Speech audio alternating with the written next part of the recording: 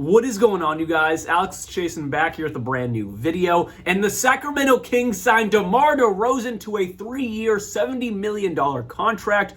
Probably their biggest free agent signing in franchise history. No hate to Sacramento. Not the most appetizing market to go play in for a free agent. They've pretty much had to either draft or trade for all their talent they have ever had. But DeMar DeRozan, he is setting a different narrative by signing with the Sacramento Kings, but it was actually executed in a sign and trade where the Bulls get Chris Duarte from the Kings and 2 second-round picks plus cash.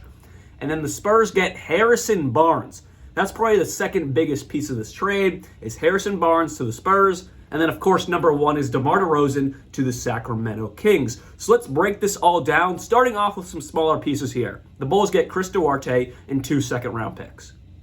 DeMar DeRozan was an unrestricted free agent, so the Bulls get anything back, that's a W.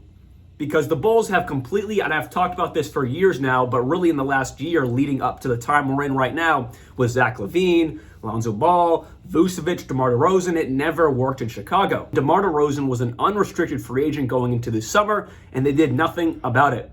No deal at the deadline. DeMar DeRozan was still on the team. They basically just let him walk.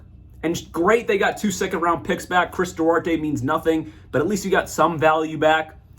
I guess it's a little better than just letting him walk away for free. Not really. I'm still really pissed off the way the Bulls, and I'm no Bulls fan, but I'm still really just annoyed the way the Bulls have really constructed the last few years, just kind of keeping guys on rosters. They're probably going to let Zach LaVine's contract run out. I know there's rumors about a trade, but I doubt it's going to happen because I have no belief in ownership and the general management of the Bulls. They finally made a trade.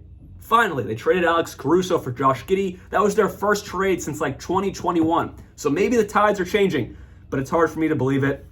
They make a second trade, I guess. Not really, it's a sign and trade. So at least they got some value back. Cool, who cares? The Spurs get Harrison Barnes. Popovich is cooking up a little bit of a very young and a little bit of a veteran team. They signed CP3. They bring in now another solid veteran in Harrison Barnes. They, of course, have Wembanyama, Keldon Johnson, Vassell. They drafted really well this year as well. So they're building a little bit of a young core with some older veterans. So maybe they can become a play-in team. I don't know. I don't want to make a stretch, but I like what Popovich and the Spurs are doing here, trying to cook up a young team with some valuable veterans that can actually help lead this young team to maybe some early success. No championship, no nothing. Don't even get me started. That might not even make the playoffs. But maybe a scratch into the play-in. And if they keep this tide going in free agency, bringing in other veteran guys, maybe making some other small trades, maybe they can actually be a play-in, competitive play-in team. So we'll see. Way too early to even talk about that. But I do kind of see the mindset of Popovich in his last years of coaching. I want to try to compete for something interesting, not just always missing the playoffs. So I can respect that there. But now to the biggest piece of this all. It's, of course, DeMar DeRozan to the Sacramento Kings. That is huge. Like I started the video with, this is their biggest free agent signing in franchise history. No one goes to Sacramento. They drafted Fox, they drafted Halliburton, obviously. They traded him for Sabonis. They had a trade to get Sabonis. That's kind of how it works in Sacramento, or markets like Sacramento. Not too highly coveted for free agents. But DeMar DeRozan signs a 3-year, very team-friendly $70 million contract. It's an average annual value of around $23 million a year. With the new CBA, that's pretty darn good. Now, granted, DeMar DeRozan is getting older. There's a reason why he didn't sign a contract in the early stages of free agency, and we're about a week and a little bit more into free agency. It took him to sign a contract because his market wasn't huge.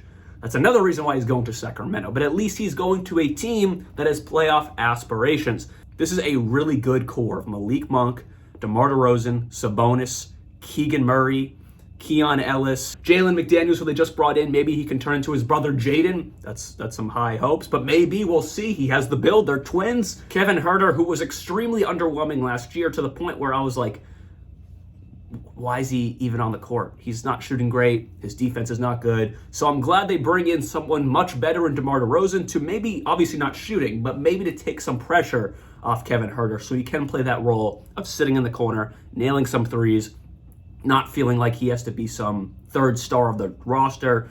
I don't know. Maybe it'll take some pressure off him. At least that's my hope, because last year was really disappointing for him, because the year before, when they actually made the playoffs, he was a good piece of that team. And then last year, he just kind of stunk a little bit. And Malik Monk really took over a lot of his minutes. So understandably so, Malik Monk had a fantastic season, and he earned his pretty sizable bag that he got for $77 million over 4 years. Really good. So hopefully this can take some pressure off Kevin Huerter, and he can become that three-point guy once again, where he can just sit in the corner, not have to worry about creating a shot, not have to worry about anything, because there's Fox, Sabonis, DeMar DeRozan, Malik Monk, and then Kevin Huerter. So hopefully this all takes some pressure off him, and he can play the game he likes to play. So there's really no downsides to this move at all. $77 million over 3 years, about $23 million a year with the new CBA. That is amazing. Now, it is an aging DeMar DeRozan, so I understand why he didn't get a fat contract. But even for an aging DeMar DeRozan, this is a pretty good deal. And he's going to a team that has been looking for a third star to this team. They were trying to get OG Anunoby for the past 2 trade deadlines. That didn't work. I don't know why they kept failing on that. Obviously, he's on the Knicks. He re-signed with the Knicks. He's not ever coming to Sacramento.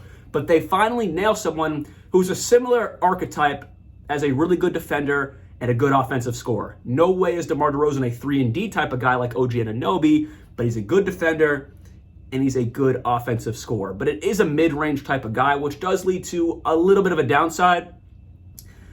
De'Aaron Fox is not a great three-point shooter. He's good at it, better than DeRozan, but not a great three-point shooter. Same with Sabonis, and then the same thing with DeMar DeRozan. All their best players are not great three-point scorers, but luckily they do have really good complementary pieces like Keegan Murray, who could grow into a star, who's a fantastic three-point shooter. Malik Monk is a pretty good three-point shooter. Kevin Huerter, obviously, hopefully can be a really good three-point shooter, but overall there's not like that superstar who's a great three-point shooter.